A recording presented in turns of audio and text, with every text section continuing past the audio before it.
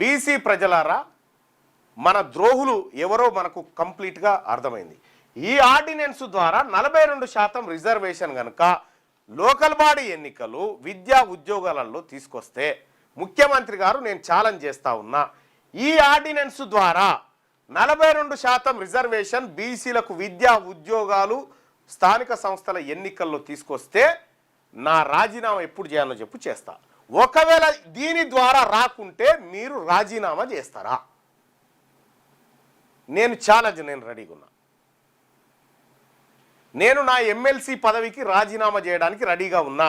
దీని ద్వారా నువ్వు 42% రిజర్వేషన్ విద్యా ఉద్యోగాలు స్థానిక సంస్థల్లో 42% రిజర్వేషన్ బీసీలకు ఇస్తా తేగలిగితే, నిజంగా తెచ్చి చూపిస్తే తెల్లారి నేను రాజీనామా చేయడానికి సిద్ధంగా ఉన్నా.